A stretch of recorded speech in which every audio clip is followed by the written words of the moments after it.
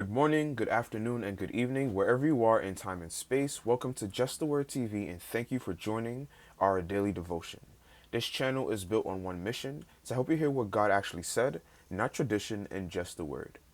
So, we have been looking at Proverbs chapter 7 so far, and what we've been seeing is what happens when a simple minded person, when you choose to be simple and you choose not to walk with wisdom, what happens to you. First, before you even know it, or basically what happens is you get ensnared into a trap before you even know it, right? You are asked and told specific things because you have been ensnared emotionally within a trap. So now we see this point in time, the young man has all of he's been given the truth, right? Basically this woman is married, right? But now we see him not really taking heed to that. He continues going forward, right? So he's right here now. We see Solomon painting a vivid picture of this young man. He's making this fatal mistake, right? So first we see the slow progression in verses 21 to 22. The text says that with much seductive speech she persuades him. It wasn't a sudden attack, it was a conversation. It was a gradual wearing down of his defenses through flattering words. Second, we see the hidden consequences.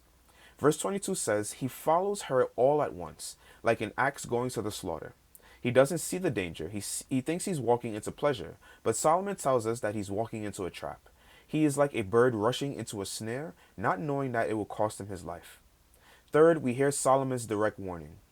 Solomon pauses the story to speak directly to us, his sons. He pleads with us not to let our hearts turn aside. Notice he points to the heart first, not just the feet. If your heart wanders, your feet will soon follow. Finally, we see the pattern of destruction.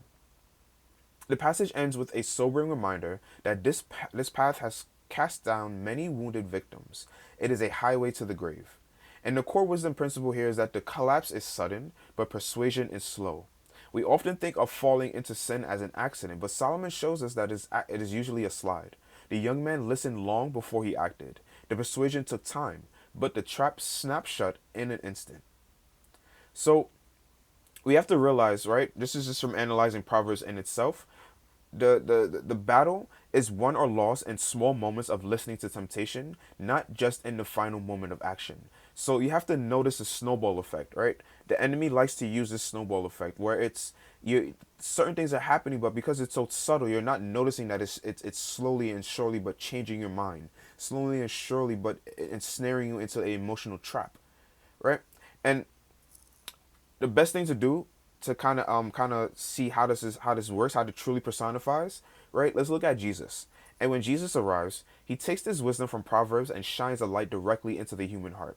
Jesus consistently taught that the external action of sin is just the fruit of a root that grew in secret.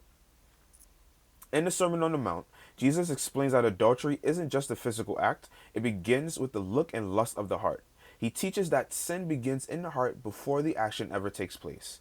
Just like the young man in Proverbs was persuaded by speech, we are persuaded by thoughts and desires. Jesus warns us to watch and pray so that we do not enter into temptation. He exposes the hidden process. If you entertain the thought, you are already walking down the path. He calls us to have eyes that see the trap before we can step into it. So, Jesus is inviting us to bring our hidden thoughts into the light of His grace before they become open regrets. So, Jesus is basically showing us and basically telling us. And what we see in that young man is basically the same. He had that particular thought in his mind and he entertained that thought. And him entertaining that thought, it allowed the this adulterous wisdom to come in and ensnare him into the trap. So that at the point in time now, when he's told the truth about who she is, it doesn't even matter anymore. The trap has worked so well. That emotional trap has worked so well. He's been enticed to the point where it doesn't matter what is being said to him at this point. I've said this before, but it's just to reapply it, just for you to understand it and actually see it through Jesus Christ and why it's happening and why he decided to move forward even though he heard the truth. Because once the mind was already decided on going and pursuing this woman, right? It didn't matter. It didn't matter what obstacle was in his way. Have you ever have you ever thought about something so much, wanted something so much that no matter what obstacle was in your way, you decide that you're gonna go and pursue it. You're gonna jump through high hoops. You're going to dig as far as you can dig in order to get to your particular goal. It's the same thing that Jesus is talking about here. If all in your mind is lust, right, you're going to do everything in your power to overcome any obstacle that comes in between you and lust. No matter who you hurt, no matter who you come across, no matter who you interact with, you're going to try to quench that thirst of lust, that thirst that has been attained through you entertaining lust in your mind. Let's continue. And the best way, and now we're going to go and look at the apostles, and we're going to look at the early church applying this wisdom. So the apostles took this wisdom and applied it directly to daily life of the early church. They understood that spiritual defeat rarely happens overnight.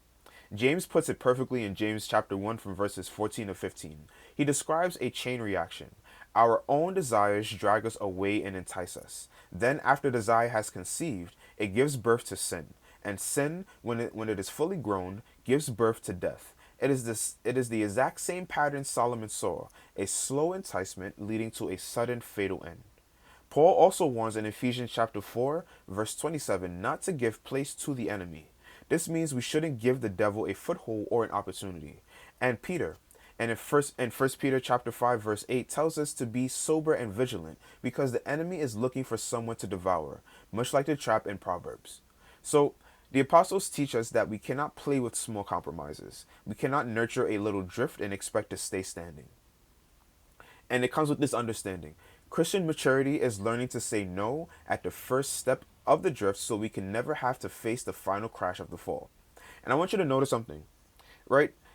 The very first thing that we learn when we open up Proverbs, right? The book of Proverbs, Proverbs chapter 1, the very first thing Solomon teaches us to do is to say no, right? And to say no, and not also to say no, but to stand in that no as well. And why is this?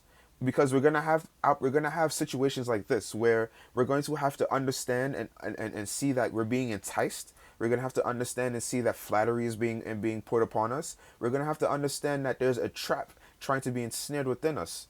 And we have to have that confidence and that understanding to say no, and that understanding to stand in that no as well. Because what happens is we're going to experience what this young man experienced in Proverbs chapter 7, where we're going to be enticed so much by the situation, by the emotional flattery, by the emotional trap, that it doesn't even matter what is said to us afterwards, that we're just going to continue moving into the trap. So if we can understand and walk with wisdom and learn how to say no at the first sight of danger.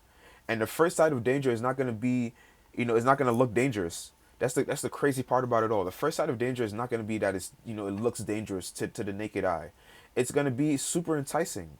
It's going to be a little too good to be true. It's going to be, maybe you should think about this. Maybe you should look at this in another perspective. Maybe you should back away. Maybe you should give this a little bit more time, right? These are all the things that wisdom is trying to give you, that discernment to say, I don't want to say yes right now. Let me continue to see how this plays out, or let me see how this continues forward so I can understand and have a full understanding of if I can say yes or if I can say no.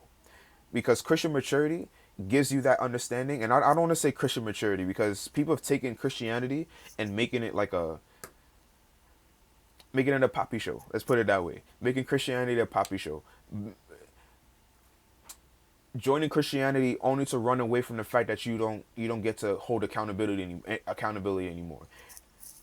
As crazy as you might think, as for me to say it, but Christianity, the religion Christianity, there's a weakness in the system, right?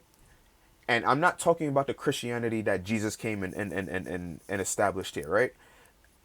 That's not what I'm talking about. I'm talking about the religious, produced, kind of showy Christianity that is being put on for us today here in the United States of America and probably other parts of the world, where it's all about the performance, right? I personally think that we have drifted from what needs to be Christianity, what actually needs to be a walk with Christ, a walk with God, a walk with understanding God. And what we don't need is a performance anymore. We don't need any type of performance, because what it does is that performance becomes that enticing trap that leads us away from God. That performance is not going to give us the confidence, to give us the character that we need to continue walking with Christ or to continue walking with God. So it's really just for us to understand this, or for us to get this maturity, so that we can see the crash before it comes. We can see the situation unfold before our eyes because we're not using our flesh to discern. We're using wisdom. We're using something that is eternal. We're using, let me put it to you this way: we're accessing a piece of power, or accessing a power that has been alive for ages, right? It's been alive. It's something that is super eternal. It is something that once it's understood, it can be passed on from generation to generation, and it's something that is going to protect. And once you pass it on, it's going to protect generation to generation as long as you know how to use it, and as long as you're exposed to using it in the first place. So all this just to say, guard against the slow drift of the heart, because the trap always snaps shut suddenly. And I want you to take a moment to be honest with yourself and God. Where is my heart slowly declining right now, even if my actions still look right? What persuasion or compromise am I entertaining today that I should be resisting? So until next time, everyone, just stay grounded, stay humbled, and above all else, stay aligned with just the word. Thank you.